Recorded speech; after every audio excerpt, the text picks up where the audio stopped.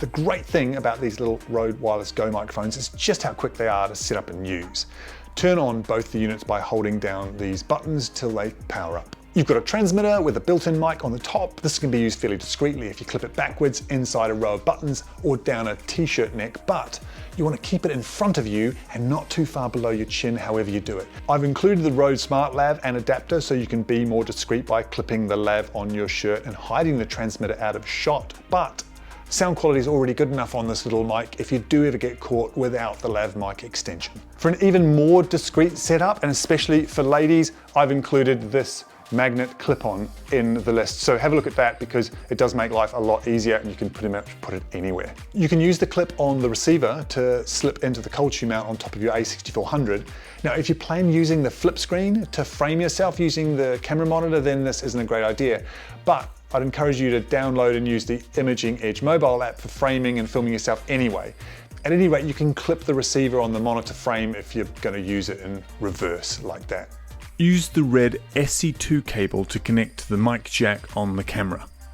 It doesn't matter which way round you use it, it works both ways. If you've done the setup as per video 2, your audio levels in the camera will be set at 7 and you're good to go. Do a little check on the camera. The audio splashes on both channels ought to be splashing up close to -3, but never going red. If they do splash into the red when you raise your voice a bit, then go back into the audio record levels and drop it down from 7 to 4. Once charged up, these batteries will last all day, but you can see easily how much they've got left on the display. A word of caution when setting up, you can accidentally hit the DB buttons on the transmitter box. That's the one with the screen. If that happens, you'll have increased or decreased the volume from the factory setting. In order to get it back, just cycle through the settings by tapping the DB button. There are only 3 settings. I've set all the audio of the cameras to the middle setting with the triangle half full.